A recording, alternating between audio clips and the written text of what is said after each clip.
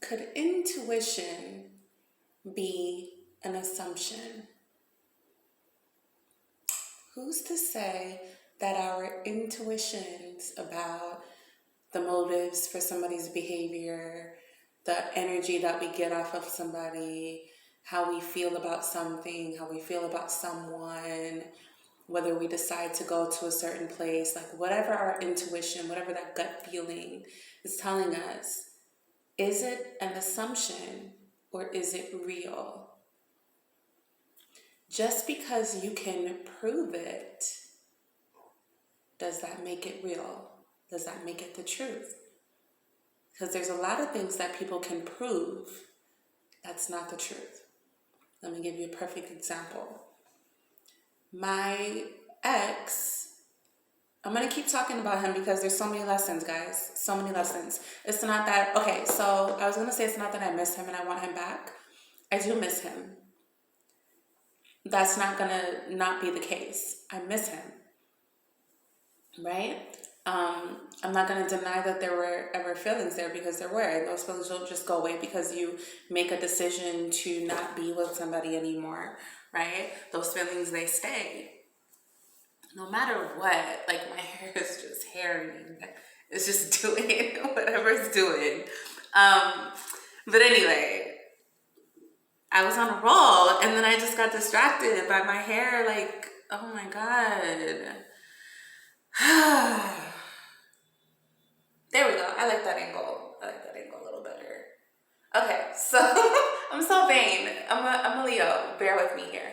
So, what was I talking about? Yeah. So he had proof for him accusing me of cheating when he was the one actually doing the cheating, right? And wanted to deny it and push it off on me and make it seem like I'm the one that's ruining our relationship, when it was really him ruining our relationship in that manner.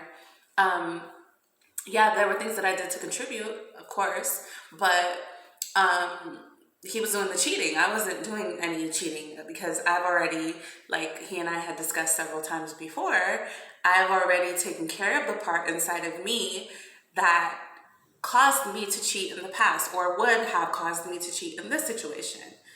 I have control of my ego. I have control of myself.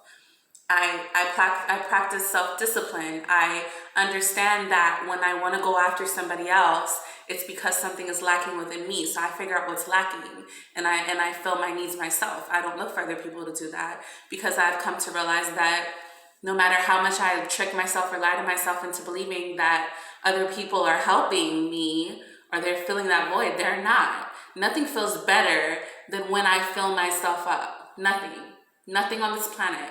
No attention from anyone feels better than me giving myself the things that I need. Because at the end of the day, when I give myself what I need, I can never have that thought that pops up in my head all the time. I don't know if it pops up in yours, but there's a thought when somebody does something for me. It's like, okay, so what's the motive for this? Why is this person really doing this? Are they genuine in why they're doing it? And if they are genuine, no, they can't be genuine, because, and then I go in this whole cycle, right? But when I do things for myself, there is no question about it. I'm doing it for myself. There's no, oh, well, I'm just doing it because blah, blah, blah, or because of this, or because of that, or because of this. No, I'm doing it because I want to do it for me. So it benefits me purely, only me. And it might benefit somebody else. Okay, fine, maybe, right? But at the end of the day, I'm doing this for me. It benefits me. I feel good. If somebody else feels good, awesome. But somebody else feeling good is not the goal. It's not my driving force anymore. Me feeling good is my driving force.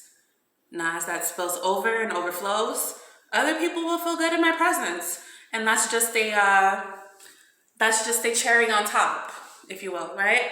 But that's not the overarching goal for that situation. So because I've done that work, there's no need for me to cheat. Like, for what? There's nothing you are giving me that I need, and there's nothing anybody else can give me that I need. I give myself everything that I need. And because you don't, because you're still working on that, and I thought that I could help you, and I hope that in some way I am, right? I hope I did, or I am, or whatever. But that's not my business. Like, it's not my business. It's not. It's not. And I like, I don't know if I made the mistake or you made it or whoever made it, but there was a mistake made that somebody made an assumption that because we were in a relationship, that it was my business whether or not you felt fulfilled. It's not my business. It's not. Maybe it is to a certain extent. Like, I can say, hey, you know, you need to put a little bit more energy into this area of your life because you're lacking. You're starting to lean on me a little bit too much for support. Like, hey, it's time to pick up the pace. It's time to carry your own bags now.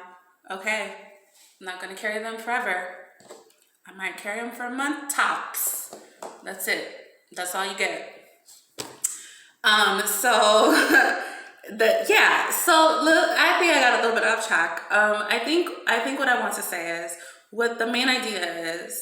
All right, so he was accusing me of cheating, right? And he had all of this evidence though, like convinced himself. Because this is what he wanted to be the truth. That I was the cheater and he was the good one in the relationship. That's how he wanted everybody to look at him. That's what he wanted everybody to think and believe. That's what he wanted himself to think and believe. That's what he wanted me to think and believe, right? So he even went as far as to not even say it out of his mouth and project it all the time, but he constructed evidence. And it's actual things that happened, right? Something would happen. And there's a million other reasons why that thing could have happened. For example, we got in an argument and we were in the car together and I walked away and I went to the bus stop and I got on the bus and I left, right? Because I didn't want to get in the car with him because he likes to yell and scream while he's driving me around and I don't want to do that. Like, I'm not about to get in a car accident and die because you want to yell and scream while you're driving a car. You want to argue while you're driving a car. Like, no. So I got on the bus and I took the bus home instead of letting him drive me. I get home. Oh, so you left and you got somebody else brought you home and you got in somebody else's car. You went to go see somebody else. Like, okay. Yes, I did leave. I did walk away. I did refuse to get in your car. That's true. But for you to use that as evidence for me now cheating on you when it could have just been what I just said, my real motive for doing it, right? But at this point, it's like anything, any fuel that you can give for them to justify the truth, they're going to take it, right? So that then, like I was sitting the other day and I was thinking about it, like I've been thinking about it for the last couple of days. Like, is that what we're doing with our intuition? How are we then, how do we decide what's real and what's not? How do we decide? How do we decide? And the answer that's coming up is when it comes to other people's actions, thoughts, feelings, even the words that come out of their mouth, they're the only ones that can tell you what's the truth and what isn't, and vice versa. So the only thing that you know is true is what you feel. What I feel, what I said my motive for doing this is the truth for me, and what you believe it is, regardless of what I say, you're gonna have your whole other view and feeling about what you think it is, right? And so that's, truth is relative. It's going to be different for you than it is for me. So then what determines the truth then? Can we really call somebody a liar? Can we really say somebody was purposely manipulating us? Can we really say somebody was this way? We have evidence. There's red flags. There's all these other things, right? But can we really say that that's what's going on? When there are so many other factors, so many other things that it could be. So therein lies the problem. That's where I get myself caught up in relationships, right? Because, um, you know, popular thought would have one to believe that this is the reason why somebody's doing something. Like, for example, when somebody accuses you of cheating, it's because they are. Yeah, most times that's the truth. But there's also more to the truth than that. There's also the fact that why are they cheating? What is it really saying? Because, yeah, it's saying they're cheating, but cheating is who cares? Like, at the end of the day, you don't belong to me. I don't belong to you. You want to go fuck somebody else? Go. Bye. Bye. I think one of my students logged in. Give me a second. I'm hearing noise. It's 2 o'clock though. Nobody should be logging in. Oh, wait. Yes, Mia's class is at 2. All right. So, pause on the conversation, guys. Okay. So, where did we leave off? So we were basically talking about whether or like how are we really able to tell what is the truth and what isn't. And when we're judging another person, how are we able to determine whether to judge, like how to judge them first off, and all these other things, right? So I think the best way to go about doing it is if staying with them based on their behavior, you're thinking about their behavior, and if staying with them hurts more than it feels good, if there are more cons to staying with them than there are pros, then that is how you make your decision. But to say that this person is this, or this person is that, or this person was really doing this, or they were really doing that, or this is really their motive, and this is really who they are, that we can't do, because there are too many factors at play when it comes to that kind of stuff.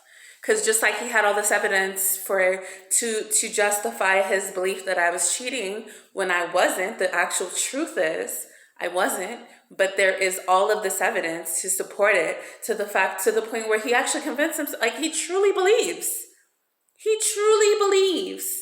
that I'm cheating. Because in his mind, that justifies what he's doing. It helps him to deal with the choice that he made to cheat on me. And he really believes that I did, that I am. Really, like truly, really believes it. Hands down, would bet any type of money on it. And this is what we're doing to each other. This is what we do on a daily basis. There are a lot of people that say, oh, well, this person is like this because of all of these reasons. And they list all of them. And they all sound like legitimate reasons. Just like when he likes to call his family and his friends and whoever to tell them all these things about me. And they're listening to his perspective on it. And I'm saying this for those people who do that. Because I don't have friends. I don't talk to anybody on the phone.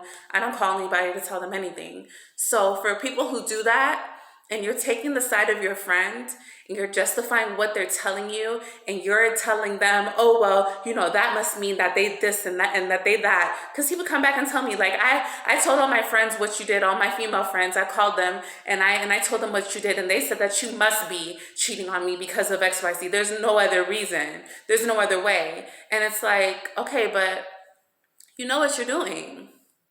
And they don't know the full story. They don't know what really happened. They don't know all of the context. They only know what you're telling them. So that's another way that you are justifying your foolishness. Bringing other people into it. So if you're a person that's being brought into other people's drama, please understand that most times than not, they're not giving you the full picture. They're not giving you all of the information. So you then don't have any place, any right, any reason to give them a perspective on anything because you're not there. You weren't there. You don't know what that other person said and did. You don't know what really happened. You only know what your friend is telling you. And that could be the freaking, and you know what? I was going to say it could be lies, but it's actually the truth.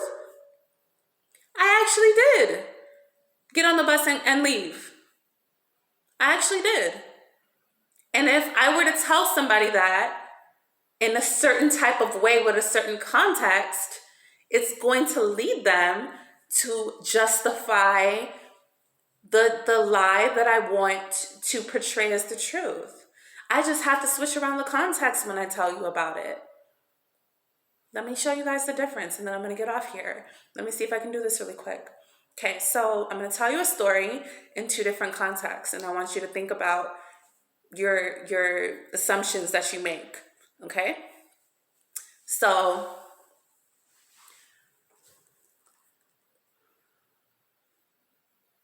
she came home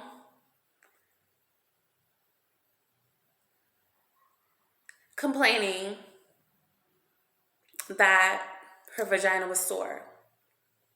And I don't know, it just came out of nowhere. Like, I have no idea like what happened. All I know is like I've been feeling in my heart that she's been cheating on me.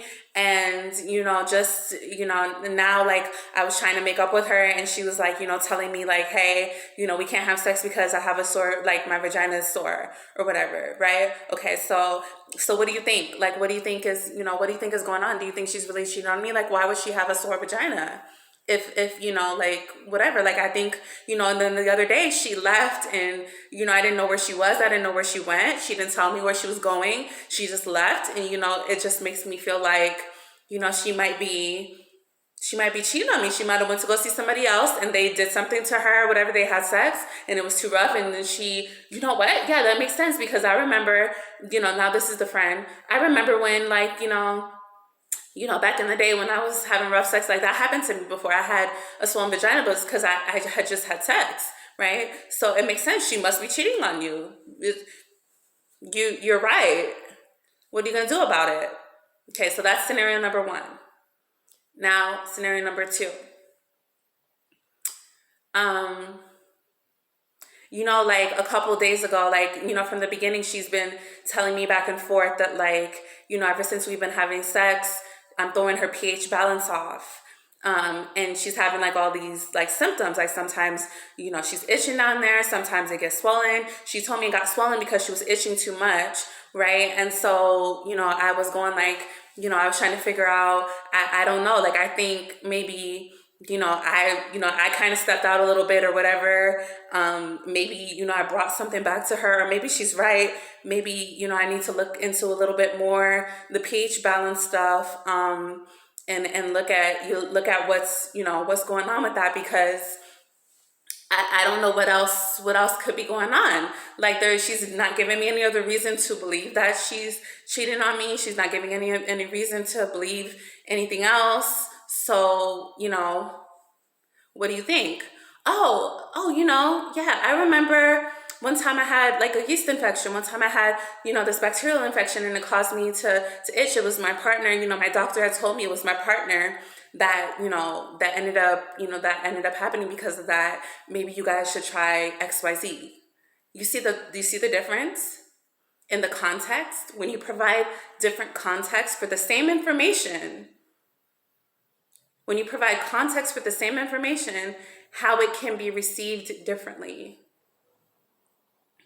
Now, somebody can take that context and still make certain conclusions, but more likely than not, if it's somebody that's using their brain and not their trauma, it's going to, and especially if consistently you're giving if you're giving the whole context. Consistently, you're giving the whole context. It also matters when you're talking to friends and when friends are talking to you. Are they always giving you all of the context, all of the different sides of the situation? Or are they just feeding you certain things? So every time they come back now, oh, well, I remember you told me last time, that you were feeling XYZ. So maybe she is, because now, she's itching down there. So maybe now, that's more confirmation that she's cheating on you. When it could be, if he had told you from the beginning, dude, like, what do you think? What do you think I can do? I'm throwing her pH balance off. like what are some things that I can do differently? Like you got like some soaps or something that I can change to, like how do you deal with this? Like have you gone through this with your girl? You see how the different context is? You see how like I hope you guys are seeing. But anyway, let me get off here because I have like a little break before my next hour session. So yeah. Till next time guys, be well.